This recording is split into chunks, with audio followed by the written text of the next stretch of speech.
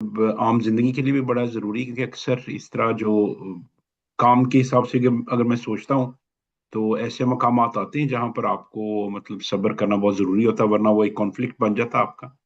तो बहुत अच्छा दर्स। और इसके बारे में टेक्निक्स भी हैं, कुछ लोग कहते हैं मतलब आप जैसा दुनियावी तौर पे कि आप जरा अपने आप को कंट्रोल करें, सांस लें।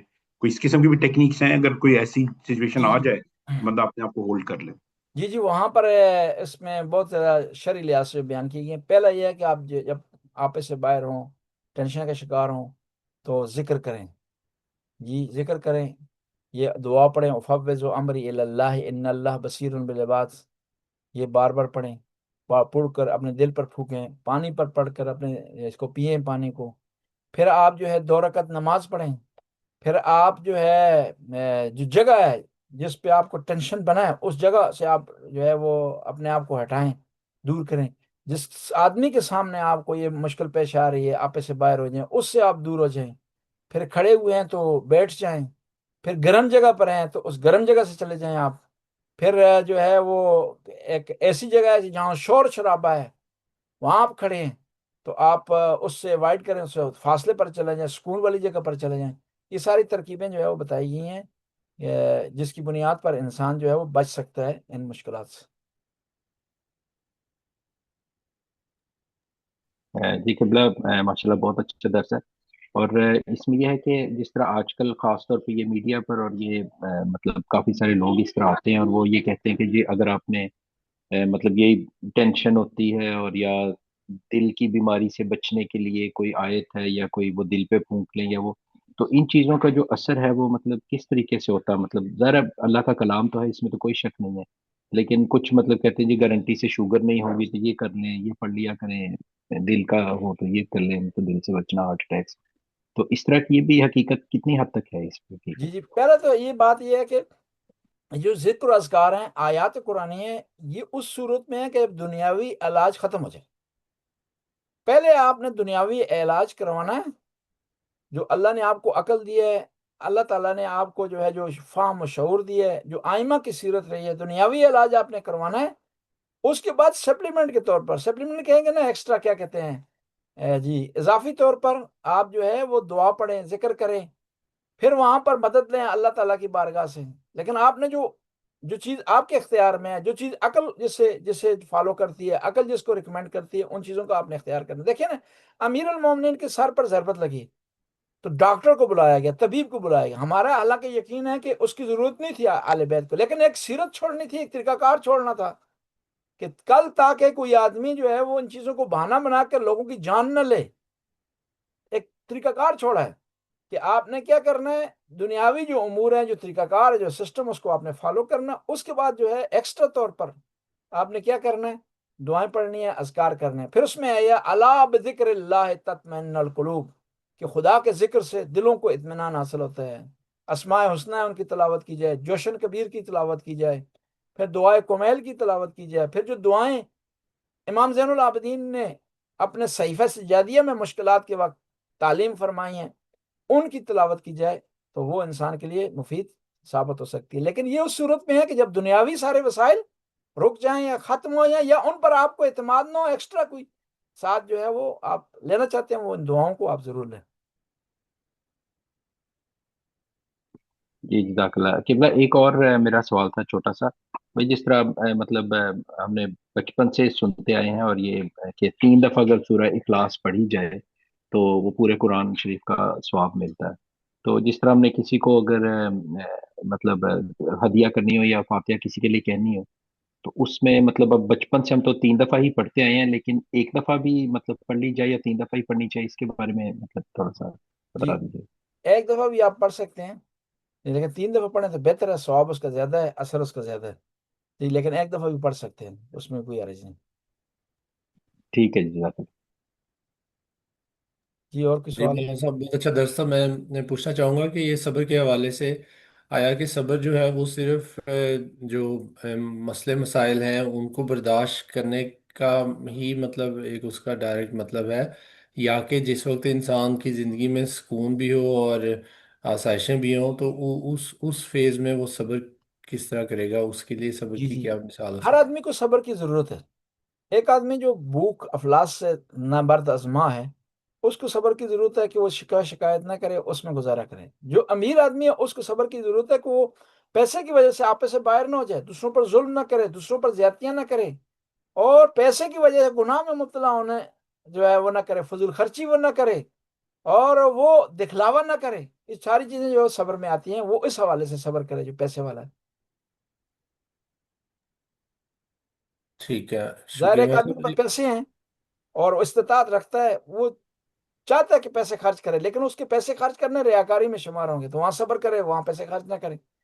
یا وہ جو ہے پیسے اس کے پاس ہیں، سب کچھ ہے، اور اس کے بعد جو ہے وہ چاہتا ہے کہ شادی میں ناچ گانا کرے، صحیح اس قسم کی محفلیں شادی میں کرے، پیسے کی زور پر، پیسے ہونے کی وجہ سے وہ وہاں پر صبر کرے، ان پیسوں کو بہترین طریقے سے استعمال کرے، وہ گناہ میں خرچ نہ کرے۔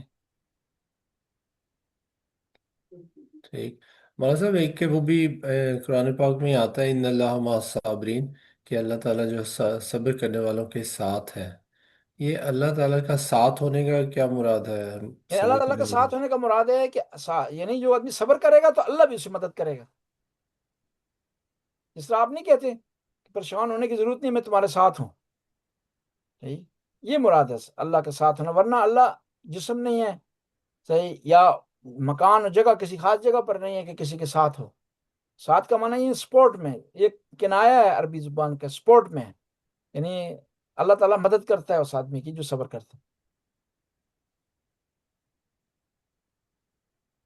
ٹھیک ہے، ہمارے یہاں عام طور پہ استعمال کی جاتا ہے نا، صبر شکر کرو، تو شکر بھی صبر کے ساتھ جوڑتے ہیں، اس کا بھی کوئی ظاہر میننگ ہے؟ مطلب صبر بھی کریں اور شکر بھی کریں، جبکہ صبر کرنے والا جو ہے وہ اپیرنٹلی پرابلمس کا شکار ہوتا ہے، تو وہ پھر شکر اس کے لیے کرنا ذرا جی مشکل لگتا یہ جو یہ صحیح ہے کہا جاتا ہے، کیوں کہ آپ اس مشکل کا شکار ہوئے ہیں، خدا کا شکر ادا کریں۔ ممکن ہے خداوند تعالیٰ نے ایک بڑی مشکل سے آپ کو بچایا ہے، چھوٹی مشکل میں مبتلا ہوئے ہیں، تو اس وجہ سے صبر بھی کریں اور شکر کریں۔ شکر کا معنی ایک اور بھی ہوتا ہے کہ اللہ کی رضا پر راضی ہونا۔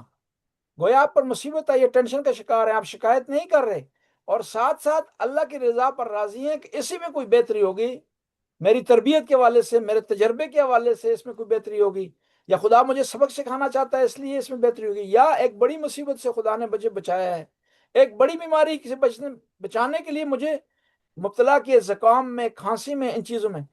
اس طرح کے جو ہے وہ معاملات جو ہے وہ ہو سکتے ہیں۔ انسان کو ہر حالت میں اللہ کی بارگاہ میں صبر بھی کرنا چاہیے اور شکر کرنا چاہیے، اور وہ شکر اور صبر ایک ساتھ ملتے جلتے ہیں، کہ یہ ساتھ ہو سکتے ہیں، صبر بھی ہو ساتھ شکر بھی ہو، اور پھر شکر بھی ہو اور شکر صبر کی صورت میں ہو، ایسا معاملہ بھی ہو سکتا ہے، کیونکہ شکر کے کئی کوالٹی ہیں، کئی طریقہ کار ہیں نا شکر کے۔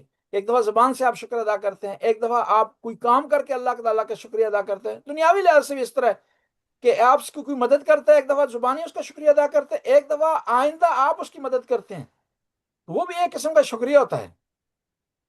یہ شکر ادا کرنے کے مختلف طریقے ہیں، صبر بھی ان میں سے ایک ہو سکتا ہے۔ ہے۔ بہت شکریہ مولانا صاحب، آپ بہت اچھا یہ ٹاپک تھا، اور اس میں بس آخری میں ابھی کویشچن تو نہیں ہے، وہ میں کروں گا کہ حضرت ایوب علیہ السلام کا ذکر ہوتا ہے صبر کے حوالے سے، تو جب کسی اور ٹائم پہ ان کی اگر آپ بیان کرتے ہیں تھوڑی ہسٹری کے، کیا وجہ ہے، کیا انہوں نے ایسا صبر کیا تھا، مطلب وہ تھوڑا سا مختصر۔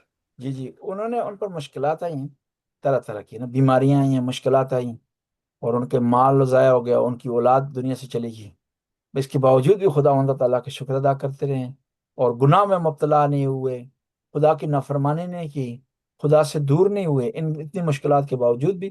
اس لیے صبر ایوب مشہور ہے کہ آپ کو کے اندر جو ہے صبر ایوب جو ہے وہ ہونا چاہیے، یا جس طرح حضرت ابراہیم کی قربانی مشہور ہے، یا جس طرح بعض انبیاء کا خدا پر توکل کرنا مشہور ہے، اور وہ اس توکل کی اور صبر کی اور قربانی کی ایک مثال اور رول ماڈل جو ہے بنے، اس طرح ایوب علیہ السلام بھی صبر کی مثال بنے کہ مشکلات کے باوجود بھی انہوں نے شکوہ شکایت نہیں کی، خدا کا شکر ادا کرتے تھے۔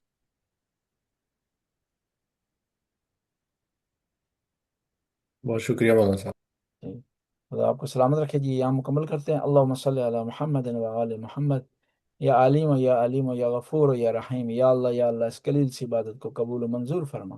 ہمارے جزاک گناہوں سے درگزر فرما، اللہ نیک کام کرنے کی توفیق عطا فرما، رمضان کا مہینہ ہے، اس میں عبادت کرنے کی توفیق عطا فرما، جو عبادت میں کوتاہیاں ہوں اس سے درگزر فرما۔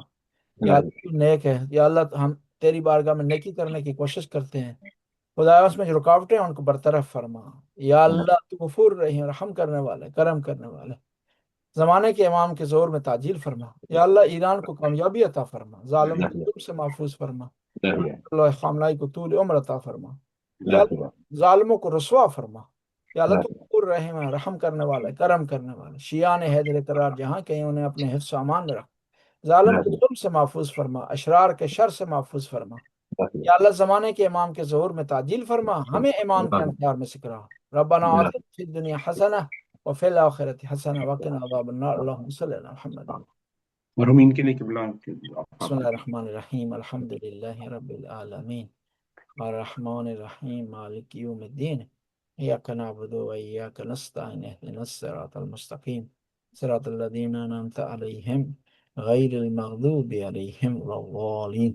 بسم اللہ الرحمن الرحیم، قل هو اللہ احد اللہ الصمد لم یلد ولم یولد ولم یکن له کفوا احد۔ اللہم صلی اللہ محمد۔ اللہم صلی اللہ علیہ ٹھیک ہے جزاک اللہ جی، جزاک اللہ جی، بہت جی شکریہ۔ خدا حافظ۔